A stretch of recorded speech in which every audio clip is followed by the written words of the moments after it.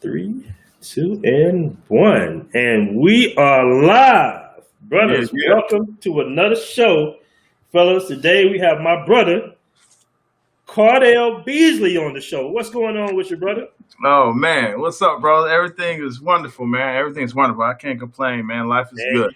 you got that smile on your face. You got that vacation glow on your Yeah. face, brother. Where you been at, man? Where you been? Yeah. Oh man, I just got back from DR, man. I had a nice trip over there. Hung out in Puerto Plata a little bit in Sosua.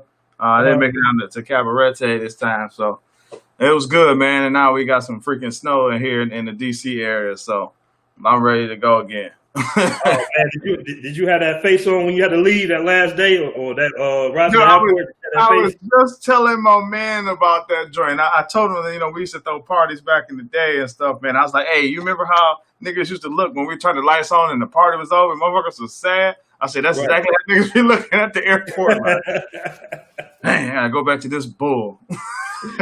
Yeah, man. So, brother, you have been involved. Well, you are involved in the real estate industry. How long you been doing that? Man, combined about 10 years. Yeah. So, I was a mortgage broker, so I did the financing part for a while. And now I'm on the actual acquisition, purchasing and selling side as a realtor, and also some development. So, combined about 10 years now total. Okay, excellent. And what made you decide to get involved in the real estate industry? Because that's right around when the crash happened. If it's 10 years, that's like Yeah, it was ugly. So I took a break from it. I was in right before the crash, made great money, shit crashed, everything fell apart. Took a break from it, went and did some other stuff, but after about 5 years, I just came back to it because I was like, this is just where I'm comfortable. I've always loved housing and understanding housing, and it's one of those industries where if you work hard, you can make a lot of money. Yeah. Excellent. And so quick question, real quick, man. You are involved in the real estate industry in America. How is the real estate industry in the DR? Are there like the same stipulations? Do they have realtors? Like, it's just what's going on in the DR as far as the real estate, man? Oh man, it's completely different. Like everything you know about real estate, throw it out the window. It doesn't apply in Dominican Republic. Here we go. Okay, good chat. Yeah. Okay. So how will one say I'm walking down the beach and I'm like, oh man, that's a good little opportunity to place this little small boutique hotel right here. It's right by the beach. I ain't gonna hit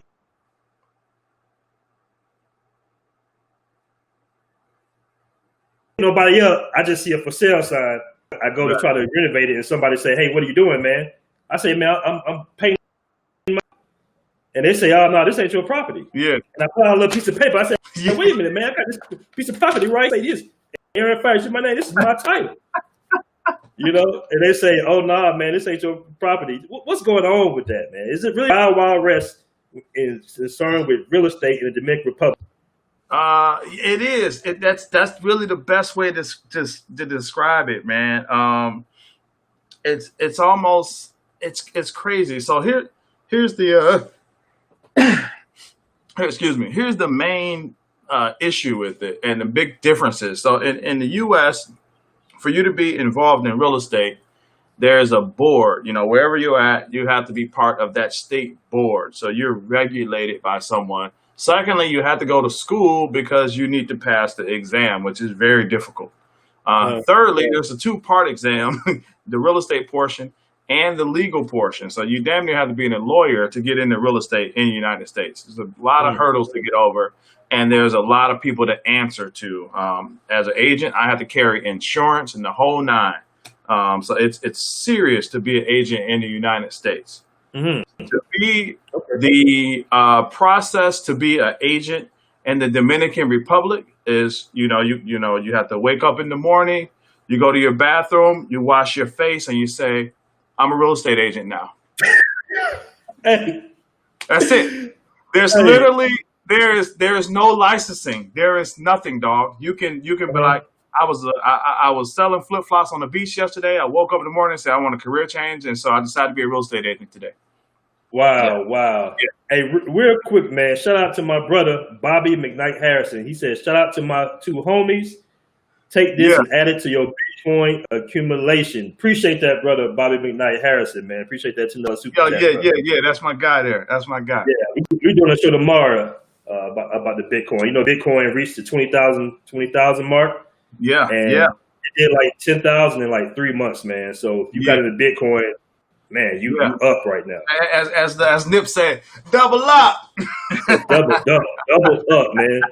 And Bobby told me this. He told me this. He told me about Ethereum, all that, man. And, you know, I just bought some Bitcoin. So that's all right. Hopefully it goes up to 50,000. I don't know. You know, it's gonna keep growing. You just get it, man. I always tell people the best time to buy is now. You know, people are like, well, when's the best time, nigga? Now. There you go. So I'm gonna tell you a story real quick. I thought this was just really funny. This is when I knew that I was in a different country, basically. I think something had happened where a crime was committed, right? And the little investigator came out there, and the guy was so like, he had like this little magnifying glass. He kept asking the same little question over and over again. He's like this, and then he says asking something in Spanish. Yeah, and we sitting there like, this is y'all detective. Detectives out here. And then 3 hours later, you see him driving a taxi cab or something. So it's like, wait a minute. It's like, wait a minute. We got a detective right there? Right. That investigated, you know? Yeah. So it's like that out there, for real. So you say anybody can be a real estate agent. There's no governing body, licensing board, no bureaus, state bureaus. Yeah, that's a real estate. Wow. And if you guys don't know, man, it's scam central when it comes to real estate in the DR. Yeah. So that's why we have you here today, brother. Tell us what's going on with this real estate, man. Let us know. Yeah, man. I mean, like I say, real estate there, you know, you got to be careful. So they know we love real estate. They know in this country we value real estate. So they'll take advantage of that in a heartbeat. You know, it's not to say that you can't buy real estate in the Dominican Republic. It's wonderful real estate. I love it. But you just have to take focus on who you're actually dealing with. You want to know the people you're dealing with. I would never randomly call somebody on a number. Only deal with people through some type of recommendation, because like I said, there is no board. The best thing I can say is, you know, when you see major brands, that might be a little bit better, right? You might see Century 21. That's a brand we recognize. A lot out there. You know, Remax. These are international brands, so they'll have some type of accountability. Somebody you can go to and say, hey, this guy is carrying your brand, but he did X, Y, Z. So, you know, that may get a little bit better, but the recommendation is ideal. Or, you know, like I say, if you're in this group, you got access to me, so you can connect with me directly. Like I said, I'm launching some things there with a local and, you know, somebody we've vetted. So at least you have somebody who, you know, physically, this person lives in the States, they're licensed in the state, they truly do real estate, and I can help navigate you through the process. Okay, excellent. And I think we both be getting the villas. What's the name of Casa Linda? Yeah, Casa Linda, right? Yeah. And you went to one of their not meeting. What do they call it? Presentation. They call it Timeshare. They use the word vacation club now because Timeshare is kind of getting a dirty name to it. It falls in the same realm. Okay, so in your opinion, is the vacation club situation or timeshare situation in Casa Linda, is it a good deal? You know, when I broke down the numbers, I didn't find it profitable. And what they'll do is, so the first thing you got to know about timeshares is, in the business of timeshares, actually sold them, we call it selling air, because that's what they're doing. You take the same property that used to have one owner, and now you can sell it to 100 people if you wanted to, and promise them, you know, their week or their 2 weeks. But financially, so it doesn't make sense. First off, they're going to sell you on the concept of you're going to pay a large amount up front, but we're going to give you these flat rates that you'll pay for a week. They're going to say that, cost of vacations always go up and things like that. So the main thing that they do to make money is they're going to give you a flat rate. They may say, hey, once you pay this $10,000, then you can stay here for the next 10 years for just $399 a week in a 2-bedroom villa. And you're like, They're like, where can you vacation for a week for just $3.99? He's like, yeah, where can I vacation for a week, right? Well, the first thing is you forgot about up front. They charge you 10 bands, right? I've seen a guy when I was there. I think they hit him with like 20 bands, but he just kept looking at it's only $3.99 a week. Another part of that is you have a maintenance fee as well that you have to pay. So you're not truly only paying $3.99 for that week. They might have a $3.99 maintenance fee. So you're really paying $800 for that week, and you might have gave them $20,000 or $10,000 up front. And often they sell you on the concept of you can sell your week, or if you acquire this and you get 4 weeks, we can rent it out, or you can get 8 weeks a year. However, they'll spin it so you can feel like I'm going to make some money. But when I really dug into the math, it doesn't work out. One thing that they don't break out is they're not going to really talk about that maintenance fee heavy. They're not going to talk about the maintenance fee is not a real fixed cost, right? It's somebody they have to pay to clean and maintain the place and stuff like that. That's going to keep going up each year. So this is why the concept of timeshares and vacation clubs necessarily don't work, and especially in this scenario. If you gun-ho and you really want it, the best thing to do is walk out, because they're not going to give you their bottom dollar till you back up from that table and be like, man, I'm good, and walk out. Literally go to the door and touch the handle. Then they're going to say, whoa, whoa, whoa, whoa. Now, the way the presentations work is they got the first guy that's going to sell you, then they got a second tier manager, and then the third guy is the sign off guy. He's the final guy that says, all right, we couldn't sell him. Until you get to that third person, you haven't gotten the bottom price. Oh, wow. That's yeah. a good one, bro. Yeah. So if you really want, you're like, hey, I still like the concept, then make sure you're getting down to the bottom price. They're going to throw out an astronomical number at first, and what they'll sell it for is nowhere near that. I think my first number they gave me was like 20 grand or something. By the time I finally walked out the door, they gave it to me for like $3,000. Oh, wow. Yeah. Wow. That's very interesting. So would that be profitable if you place it on Airbnb? So that's the problem, right? So they structured it. If I'm trying to recall, I should have watched that video before I jumped on here. But they're going to give you access to a 2-bedroom, 3-bedroom, 4-bedroom. Depending on which access you get to, that's what you can get. They're going to charge you based on how much it costs you per week. So they might say $3.99 sticks out in my head, but that might have been for probably the 2-bedroom villa. So they'll say you can get it for $3.99 a week, and you can rent it out for, they're going to give you a high number. They're going to say $200 a night. So they're going to say you can make $1,400 a week off this thing, and it only costs you $400. Well, that's not the reality. The reality is you're rarely going to rent it out for a full week, right? It's rarely that people say, hey, give me 7 nights in there. So you're not going to get that full week. Secondly, you have to think about, you also have a maintenance fee. And thirdly, when you decide to rent it, you're going to have these, rental fees and things like that. So there's a lot more fees in there. And secondly, it's not going to rent for $200 a night. That's the third. When I was just at Casa Linda with a 2-bedroom, I think I paid like $89 a night. That's around how much I paid. Exactly. Right. Yeah. So they're going to sell you. So it's going to look like, oh, I can make some dough off this, and I can vacation for pretty much free. That's typically not what happens. It doesn't usually work out that smooth because the price is too high. In addition, you didn't drop maybe 10 grand to get into that joint. So you're already in the hole. You got to make 10 grand for you can break even. Okay. Now, can you buy the property straight up out there in Casa Linda? Yeah. Now, if you own it, that's a whole nother game, right? You bought it. You own it outright. It's yours. You can do that. They also have some lenders now. They love Americans because they know we're used to paying bills. So they'll finance you. They usually want higher down payments, not like the U.S. They want 30% down maybe, and they do 10-year mortgages. Now this strangles your cash flow a little bit, but the upside is it can be paid off in 10 years. So yeah, you can buy. Okay. Yeah. So you can purchase, which okay. So go ahead. So how would I go about purchasing a property in Casa Linda and Hispaniola? Do I have to get a real estate agent, or do you sell the properties? How does that work?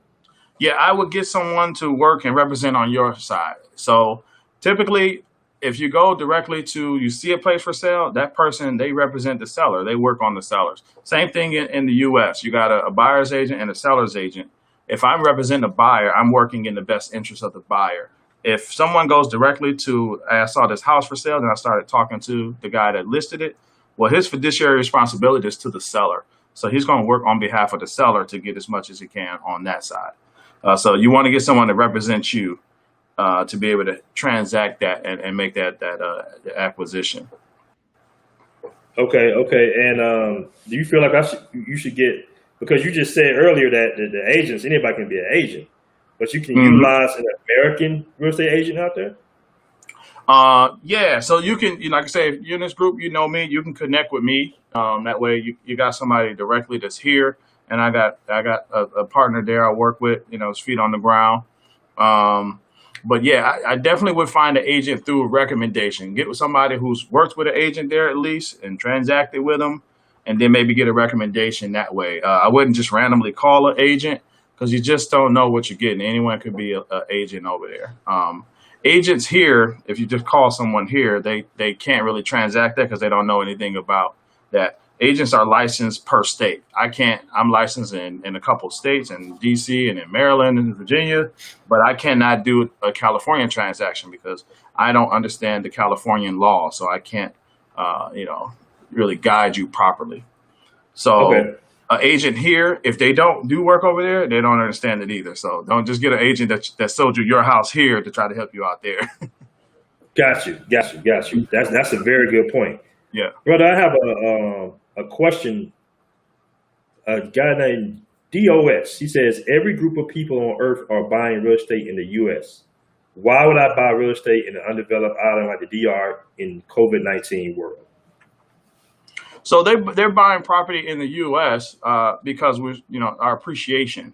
So here in the D.C. area, we have a ton of Asian investors. They buy that there because in the areas in D.C. they were seeing higher appreciation than in China. But at the same time, Chinese government regulates and stipulates their investments and stuff. So yeah, people are buying here. You buy there because you want to live there, or you enjoy going there, or you see growth. Here in DC, if you buy a house, there's a term called cap rate. Cap rates here are 4 or 5%. That is a fancy term for how much you make on your investment. You're going to make way more than 5% in a place like Dominican Republic if you purchase right. So that's why you would consider something like that. Okay. And brother, you did a live video in the Black Man Travels group. You was going around showing this property, and you were saying that the craftsmanship wasn't really worth it, but most buyers wouldn't be able to catch it because they don't have that eye like, you got that eye. Like, is it better to buy the land, build a property, or just purchase a property that's already been built, in your opinion? So it gives you two things. If you acquire the land and build yourself, one beautiful thing about building the DR is you can go in with equity because the cost of building is very reasonable. In the United States, oftentimes you build a house for $300,000. It's just what it's worth. There's no equity in there because the labor is high.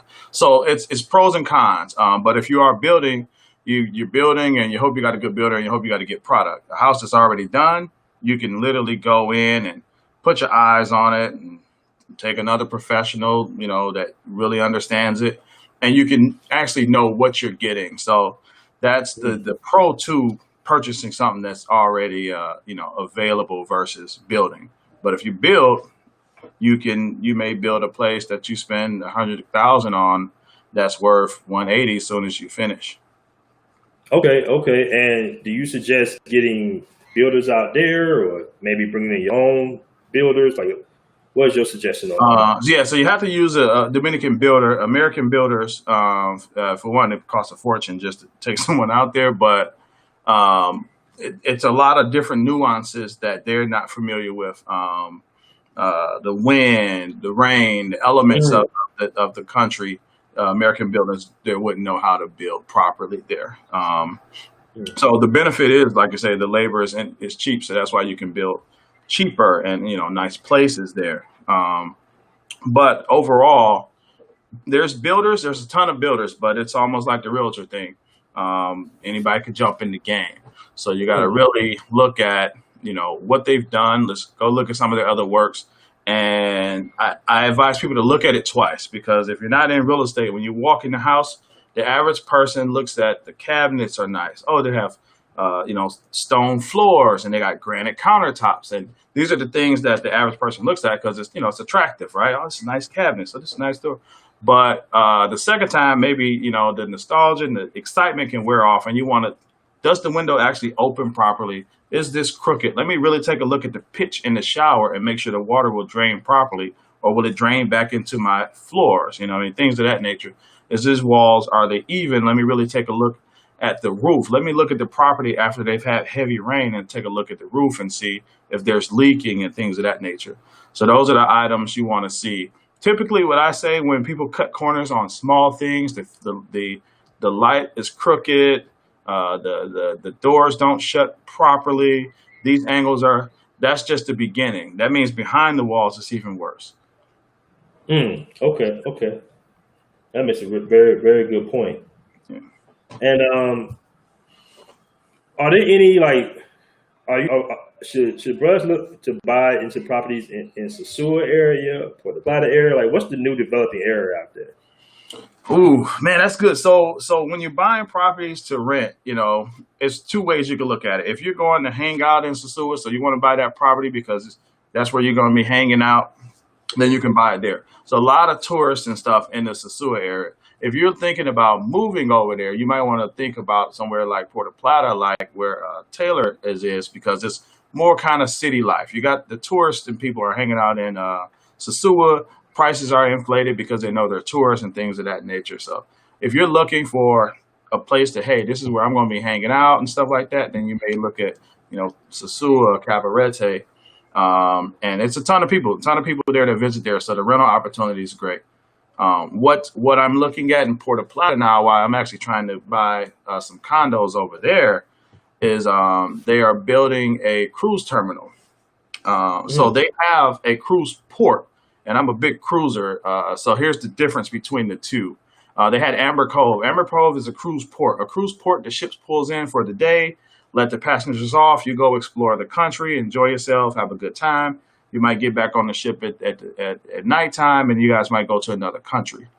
A cruise port is for embarkation, which basically means this is where you start your cruise at. Right? This is where you come, you check in, you do your customs paperwork and all that, and you actually get on the ship and you embark from there and you go to other countries.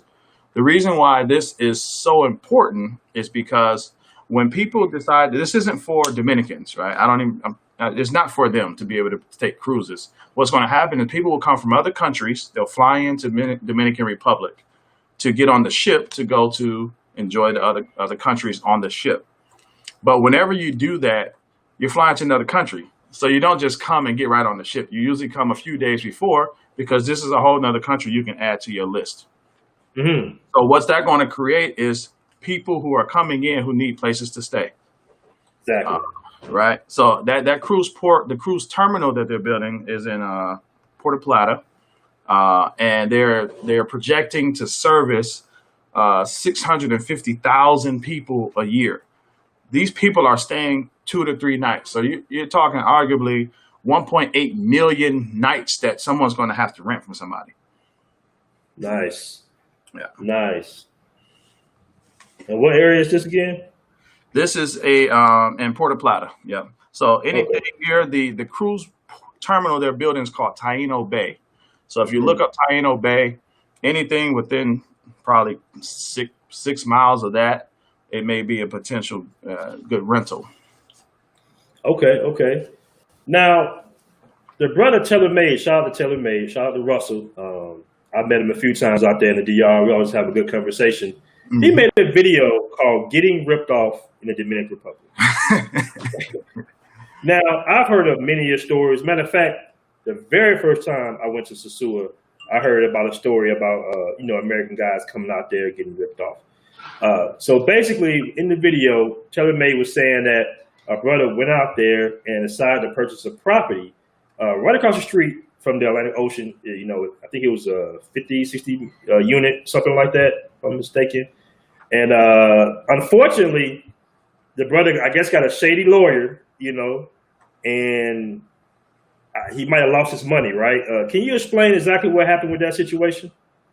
Oh man, that's tough, man. So like I say, anyone can get in real estate. Now, one thing that I try to tell people is when you go to Dominican Republic or any other country, what you know about life, you have to disengage from. So in the United States, lawyers are held to very high esteem. You got to go to college, and then you go to postgrad, you go to law school, you pass the bar. All this very difficult and a lot of money. So we hold lawyers to a very high esteem, and they're paid typically very well. Not so much in the Dominican Republic. So I feel for the brother, because I'm sure he's like, I got an attorney, everything is good, because that's how it typically is in the U.S., right?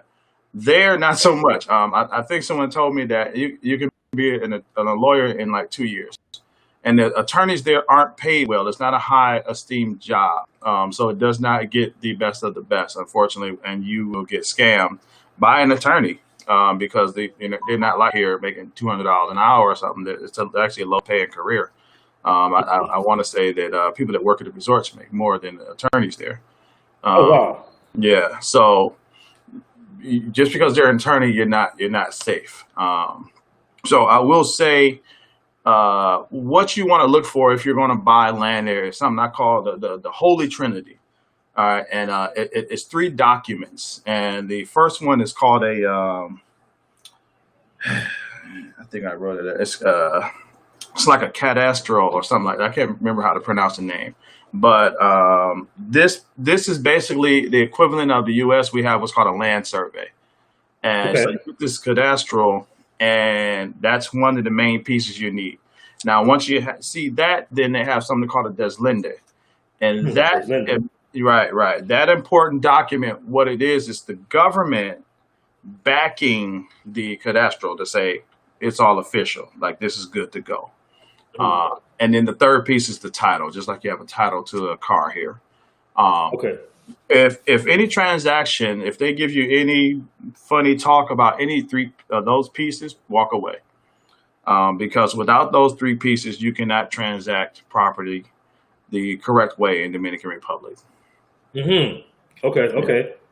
Now, did this brother have these 3 pieces, or what did he have? What did he buy, basically? From what I heard, I think he has just like a written agreement, like a purchase agreement. And like I say, remember to always say, disconnect everything you have that you know about business in the U.S. when you go there. A purchase agreement here has some weight, right? I got documentation that I gave you money for something. There, and when it comes to real estate, that unfortunately doesn't mean anything. Wow. Yeah. Wow. So this brother has no recourse whatsoever on trying to get his money back. Unfortunately, I don't know. Like he gonna have to fight. Like I said, I don't know if they have some groups that stands by the attorney. So maybe the attorney will have to try to defend his name and keep his name clean. I'm hoping it can work out for the brother.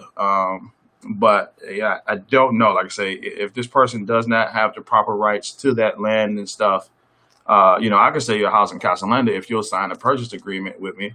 But I don't have title. I don't have anything like that. So you're like, well, I got this purchase agreement with Cardell for this house in Casa Linda, and they're like, well, this just means you gave Cardell $50,000 for this house, but it ain't his house. It ain't about to be sold. You know what, man? It's funny because, like I said earlier in the stream, man, the very first, I think, day or 2 I was out there, I heard about that hustle. Because you'll see a lot of properties with prime real estate right across from the ocean, the beach is right there, and they're abandoned or they're not fully built. And most guys will say, okay, ding, ding, ding, let me put how much they want for it. Oh, they want $50,000. And when they hit that price, they're like $50,000 for something right across from the beach. Oh, I got to hop on that for somebody else get it. And then you call a number, you get a lawyer, you think you win the game. But without those 3 documents, you're getting screwed. And that's a big hustle out there. That's a very big hustle out there at the DR. Yeah, you definitely got to pay attention to what's going on. The Dominican Republic it's cheap in correlation to the United States, but it's not that cheap. If you see something that kind of sounds too good to be true, it is. Like I said, if you think you're gonna buy a villa on the beachfront in Dominican Republic, I haven't seen any real villas for sale for $50,000 on the beachfront. The houses in Casa Linda, which is nowhere near the beach, they're 200, 250, 300, 400. Mm, Yeah. got you. Now you said you had some pillage for us, brother, to help us in our journey with purchasing real estate.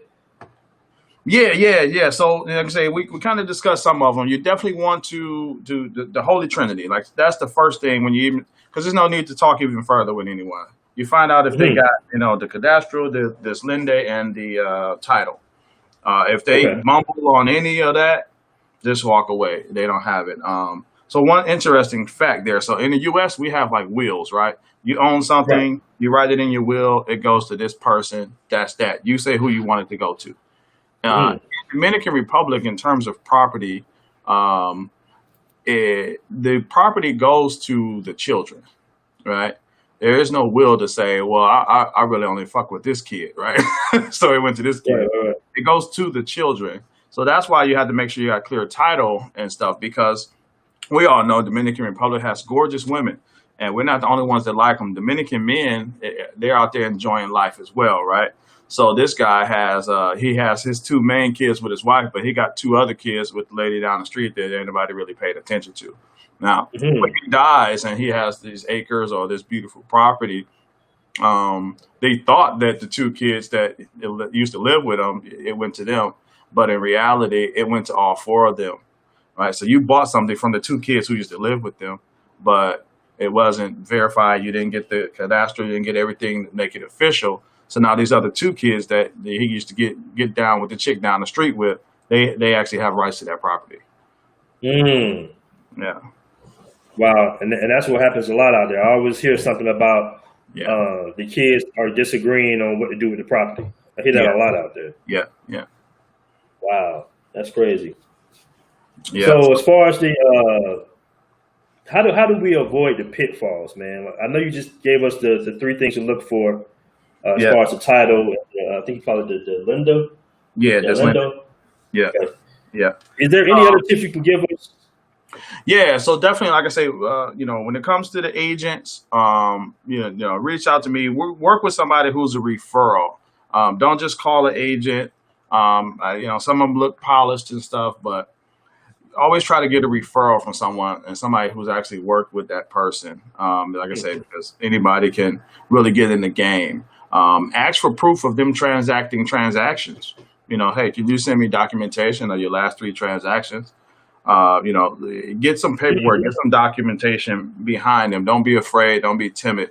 And stand up. Like I say, they look at you. You're like, oh, you may be a foreigner. You don't know what's going on here, but transacting real estate there is much easier than the U.S. So if you've done anything with real estate here, you got a lot of knowledge. You just don't realize it, and probably more than that person there that's selling you that house about real estate. Hmm. So definitely, like I say, that Holy Trinity, making sure you're working with the right agent. And then the other thing is pricing.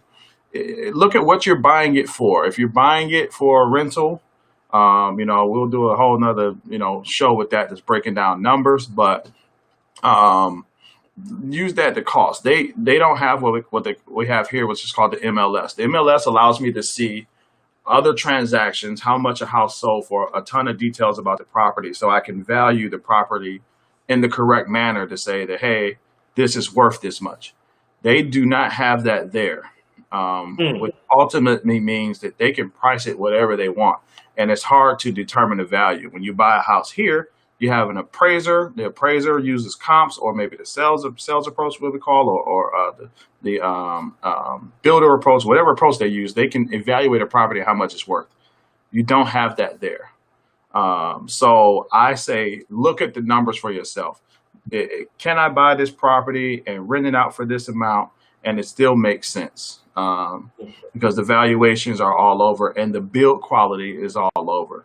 So you can see it. They go by square meters. You might see a 200 square meter home and another 200 square meter home, not too far from each other, and one of them want 400K. And you're like, I seen one for 170.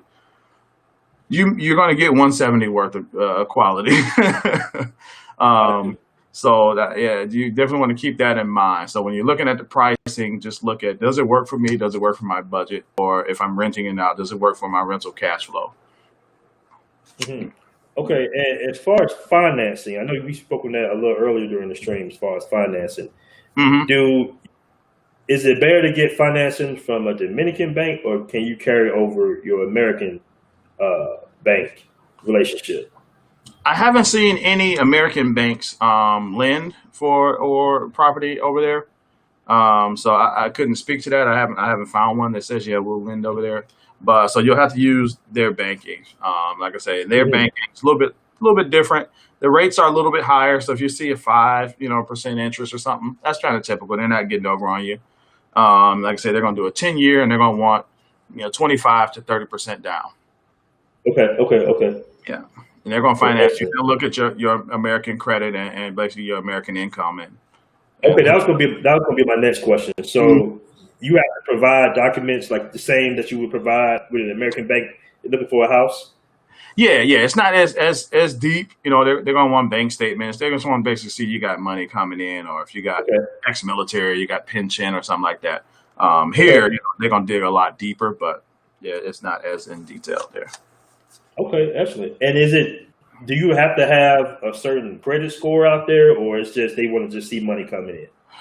So they do have some score. I don't know the actual number requirements, but Uh-huh. they're just looking for decent credit. I'll find that out and I'll drop that in the group and see if I can actually get a number if they're looking for a 620 or something like that. Okay, okay. And let me ask you this, brother. Do you feel like it's more economic opportunities as far as real estate, like flipping or renting out, in the Dominican Republic in comparison to the states? I think so. I mean, you gotta like it there, and you gotta understand it. I've done flipping. So flipping here in the U.S., it's become too mainstream. So Mhm. like if you're in D.C. and you're like, oh, I want to get into, I get people call me all the time. I want to get into flipping houses. They watch the infomercial. The guy was like, you're gonna make all this money.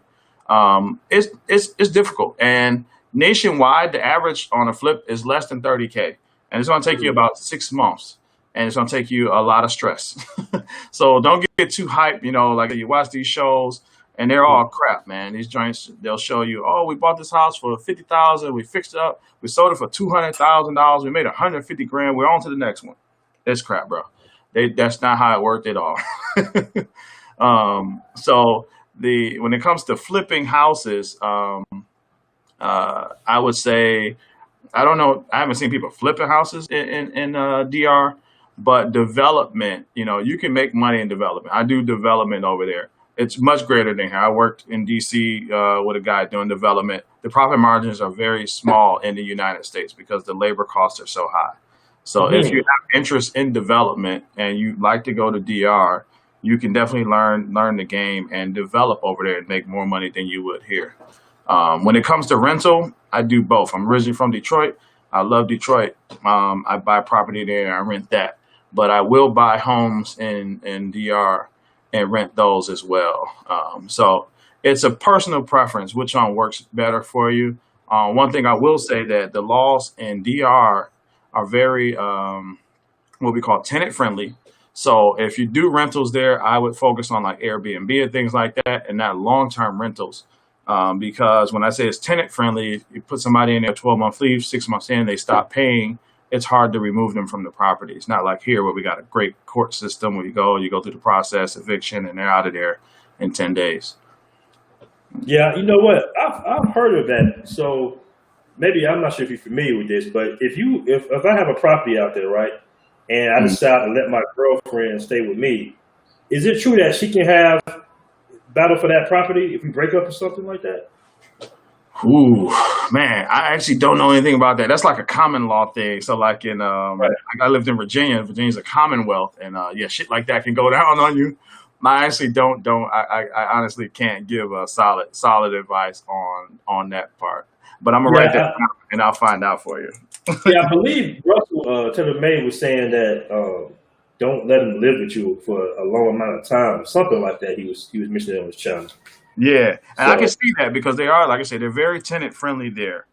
They try to mm, protect people, and you can see it too, right? As poor as the people are, you don't see a bunch of homeless people laying around, right? Not like mhm. here. So that That's lets you very know true. it might be That is hard to very very true. get a house. Yeah, Damn, I never thought about it like that, right. brother. They're Okay. super poor, but they ain't like laying around on the street like everybody homeless. Uh, Okay, and see, in the group we got about, I think we reached that 3,500 members, right? Say kill if it. brothers want to do some type of investment group or investment pack, would it be difficult for brothers to invest in like a large parcel of land in the DR, realizing that we have to either come up with our own financing? Like, is it easy to come up?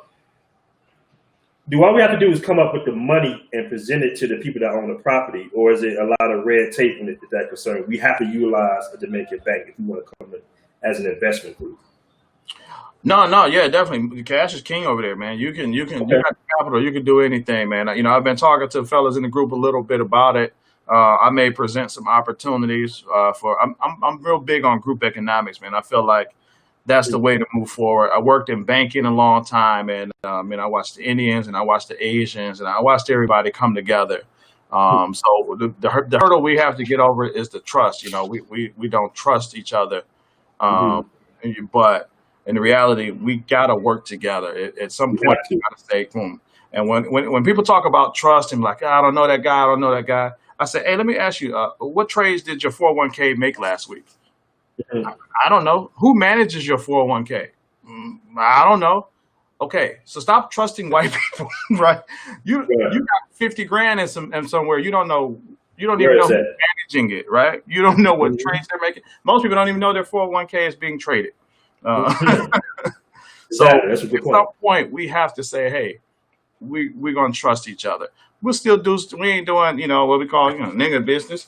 It's gonna be official. You're gonna have attorneys. We're gonna have Mhm. contracts and make it official. But us traveling over here, man, it's a ton of opportunities, man. It's a ton of opportunities for us to build and develop land, to build businesses, and all we have to do is pool our resources and capital together. That's very true. To go back to that previous statement about the woman living with you, William Lee Jones Jr. says you can't have a chica live with you for 6 months. She becomes your wife and she becomes part owner of the house. Mm. Wow. Wow, wow. So, yeah. 5 months, give So, them the boot, baby. so brother, you already know why the women want to come and live with you so hard. You think, oh, she in love with me. She want to move in with me. Because if you've been to DR and you got a villa, they always going to ask the situation like, are you renting here? Is it Airbnb? Do you Yeah. own this joint? They find out that you own it. Guess what happens next? Mm. They're going to be trying to move in with you. They're going to try to move the whole family in with you. So, brothers, Mm. beware. Mm. Okay. Now, to go back to that investment, say we have 30 brothers, all right? Mm-hmm. Everybody puts up, what's that, 10,000 a piece? Yeah. What's that, 3 million or 300,000? What's that? 10,000 times 30. Who's going to 300,000. math for me? $300,000. Yeah. Okay, maybe that's not enough. I'm trying to get to like where it's enough money for everybody because I know it has to be a certain amount of money. Like, say we want to build uh, Envy Part Two or something. You know what I mean? Like like a hotel or something like that. I actually had a discussion about that. About to go. Okay, Got a little okay, something. Yeah, if fellas are serious, yeah, man, I'm yeah, all about that, bro. So okay. yeah, So what would be a? Does it have to be $1 million? Like, what would be a good amount to actually? If I say Cardell, I got 30 brothers. How much do we need to really do some damage out there? And let's just say sewer. We want to buy a hotel or something. yeah. Honestly, 300,000 to get it because they have banking. They're very big on development, right? And they're very big on foreign investment. So they're Okay. offering a ton of tools for Americans to come bring capital over there. They're backing banks to say, hey, get behind these Americans that want to build, that want to do stuff. It won't cost us 300,000 to build it, but that will give us the capital to start the project and we can get financing to complete it. Okay, that's good. Okay, so $300,000. Yeah. Then we would leverage that at the bank. They may give us the 3 million that we need Right. to finance that over maybe you say 10-year period. Yeah, that We have might to be pay that back. That's so. whatever interest that the bank wants from us. Right. Yeah. So it's very plausible. So Extremely yeah, it's popular. very plausible. Yeah, Yeah. Yeah. Big time. that's Uh, good business, man. That's good yeah. business. So like I say, Yeah. people that see this video, if y'all like, yo, I'm kind of interested in that, hit up Aaron, and be like, yo, I'm kind of interested in that because I actually do have some plans that was emailed to me about 3 days ago that I've been reviewing for a similar concept. Okay. That's what's up. Well, brother, I'm not gonna hold you too longer. I know you got a busy day today, man. Is there anything you want to say in closing? That's it, man. I love to see the group going, man. Let's try to keep things positive. Y'all always know I'm on there like, yo, let's cut the shit out because the reality is, man, we are the elite. You know, man. Like sometimes we take for granted the situation, but being able to travel around the world, even though you're going to some place that may be cheaper than going to Abu Dhabi, it still costs money, man. I know some of y'all just like me. When y'all get back, you be like, it was cheap, but it wasn't that cheap. You know what I mean? Like, I just spent a couple racks somehow. So you know, you got to realize, man, we're in an elite situation, man, and we have the opportunity to guide the younger brothers. I see young brothers come in the group, man. I just got my passport, or you know what I mean. I'm interested. I'm 21. I'm 22. So it's our opportunity to show them, look, this is how we grow. This is how we build. We network together. We empower each other, man. So shout out to you for building such an amazing thing. I don't know what your vision was when you started this, bro, but it's going to take on a whole nother concept, maybe. You know what I mean? Like this might be the empowerment for Black men. You know what I mean? So shout out to you, brother, because this is a major tool, and as it grows, the hate gonna come, bro. So don't worry about that. That only means you're doing something right. I tell people all the time, I say, man, I ain't really made no noise yet because I ain't got no fake IG page yet. I need some hate, baby. Start getting steam, man, as it grows. Don't even sweat it, man. I support you 100% in what you're doing, man, and it's gonna be something major, man. I'm looking forward to building some things together and growing, enjoying the brotherhood, and growing financially, man. It's millions of dollars out there, and Dominicans are starting to make a ton of money now, man, because they're taking advantage of the opportunity. So the money's there. The money's there at DR, man. We can make some money, and I'm I don't talk about Colombia a lot because I'm just learning Colombia. I've been researching DR for a little bit longer. All right, well, that's what's up, man. Well, you are a Dominican guy. You the Dominican plug right now. Yeah. And you know, I love DR, bro. I'm living in Colombia right now. I love Medellin. I love Cartagena. Yeah. But DR always has my heart. I tell people ask me all the time. They be like, man, Ferris, where the most beautiful women at? Brazil, DR, Colombia. I be like, boy, don't sleep on the DR, dog. I said, me and my friends that sat back on the beach in the DR, we be like, boy, this is a crazy little island right here. Yeah, indeed. The women it's something in the water out there. Like, they can't go wrong out there. Nah. They can't go wrong, man. Very beautiful women. Man. Yeah. And there's a lot of business opportunities out there as well. And appreciate you doing your live streams in the group, man. Giving all that free information you be giving out, man. I really appreciate that. Oh, man, that's it, bro. Got to share the game. That's it. Yeah. I learned it, and I'm like, somebody else need to know about this. Exactly. We building a brotherhood over here, man. You know? Yeah. 3,500, that's a small little military right there, man. Man, I'm telling you, bro. And I know how social media work, man. You already know it's a slow creep, and then it's parabolic, man. So that 3,500, we're going to look up in a year or two. It's going to be 35,000.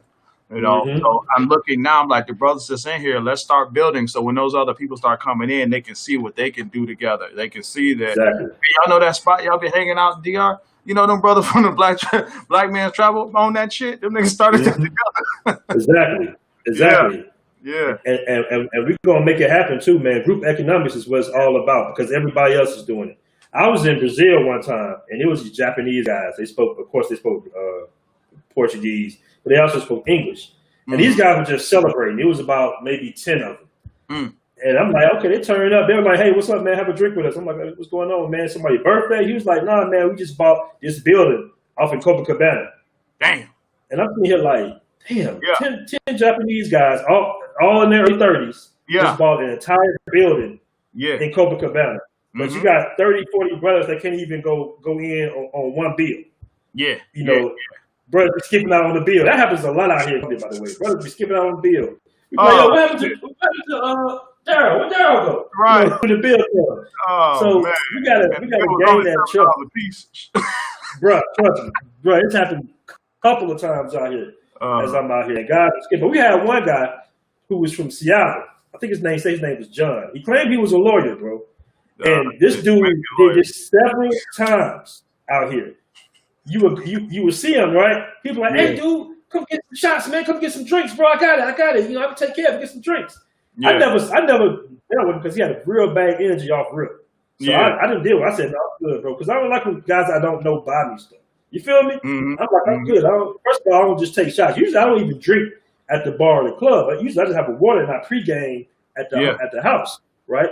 Yeah. Yeah. So what this guy was doing, he did it in Club La Isla. That's a strip club right up here. He did it at almost every. He did it at a bar named Dunne Su Madre as well.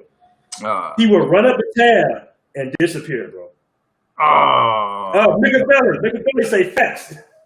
And Mick was one of the smart ones that was like, nah, bro, pay this now. We're gonna pay this bill right now. So Mick was one of the smart ones. But this brother did this 2 to 3 times because what was happening was we were meeting different guys on the trip. Yeah. And the guy was like, hey man, this big black dude from Seattle ran off on the bill last night, man, after he ordered all them damn drinks. And I was like, damn, you did that to you too? So you gotta get off of that janky stuff like that janky expat stuff. That ain't a good look. Like you say, now, the same thing that we fight here, the oppression, the stereotyping and shit. Like, let's keep it 100. Like, all stereotypes derive from something, right? So like you said, this dude running out on bills, and the next thing you know, you in Colombia, and as soon as you buy 2 or more drinks, they like, hey, we need your card, fam. And you like, damn, because I'm black? No, because the nigga from Seattle done did this 5 times to us. 5 times, bro. Sleeping out on bills, disappearing. And I was telling cats, I was like, I don't like that cat. And anybody that knows me knows that I don't say that lightly. When Ferris got a bad vibe about somebody, you see Ferris ain't messing with him, that lets you know what's going on. Yeah. So, yeah, man. But brother, appreciate you coming on the show, man. We gotta do a part 2 very soon, brother. Yeah, definitely. We're gonna dig into the rental numbers. I know a lot of brothers want to buy stuff there and rent, and I'll break down the numbers so you can really know how to evaluate it properly. Got you. All right, bro. Salute, man. Peace out. No doubt. Hey, man, I got to get out there, bro. I ain't never been to Medellin, so I'm going back to DR in February. I don't know if I can pull out January, man. Hey, at least by March, bro. I got to come out there. Bro, I'm going to tell you, in Medellin, bro, it's not like the DR at all as far as, like, how we in DR, T-shirt, shorts, shades, baseball cap, flip-flops. Out here, man, you gotta dress a little bit. I'm not even gonna front. Yeah, I gotta take it fresh. Yeah, you gotta get a little fresh out here, especially in the evenings. In the evenings, the shorts come off, bro. You gotta wear pants. Yeah, these Colombians dress really nice, bro, and the women they dress nice. They're all beautiful. I haven't seen like that DR. Like they used to get dressed up and everything. Yeah. I mean, it's and the Afro Latinas out here, bro. They are. Yeah, but it's real regional out here. Come to find out, it's real. It's like you say you're from Detroit, right? Yeah. Okay, back in the day, it was a little. We was regional back in the day. I think the internet brought everybody closer. Like it ain't like he got it out from Detroit. I don't mess with cats from Detroit. You know what I'm saying? It's not like that. I think in these the last 10 years, you start to see the world shrink a little bit. Now we're just all American, right? Mm-hmm. Yeah. Here, boy, they do not play about it. They are very reasonable, bro. Botelos in Bogota, the Paisas in Medellin, the Costeños on the coast. Yeah. They very reasonable. They like, like West Side. Yeah. That's out here. Like that in Cali. You're like, I think it's in the same state. You're like, nah, we don't fuck with them Oaklanders. I'm like, dang. There you go. That's exactly how it is in Colombia, bro. Like, say you're talking to a Paisa woman, right? A Paisa woman be like, first of all, you have a lot of Venezuelans out here. And I don't know if you noticed, but Venezuelans are very close to us, bro. They're like your light-skinned cousin with the curly hair, bro. You know what I'm saying? So they're very melanated, let's put it that way. Yeah. So you have a lot of Venezuelan women here as well. But as far as like the regional thing, you might get a Paisa woman that be like, oh yeah, Costeñas are cool, but Paisas are better. And then vice versa. Costeños say, Paisa women are this, Paisa women are that. Costeños are more like crazy us a little bit. Yeah. So it's very regional, and they're all about loyalty to their countrymen. So you're going to see a lot. I mean, it's a lot of mixtures out here as well, but they're all about their regions out here, bro. Real talk. That's interesting. Yeah, man. And the infrastructure here is really, really nice, bro. I mean, I haven't been in the bad neighborhoods. I'm always in Poblado. Hmm. But the infrastructure is real good out here, bro. Like the streets are nice, clean. Yeah. You know, I feel very safe. You know, it still go down out here, Hmm. but it's Right. nice, bro. It's nice. It's like nowhere is. I don't say full opposite in DR. It's still a Spanish speaking country, Yeah. but it's definitely different, bro. It's different. Yeah. Yeah, different. So, but yeah, man, just holler at me, bro. We'll get Okay. up. No doubt. So, No doubt, man. I appreciate you having me on, man. Peace, all right, bro. everybody.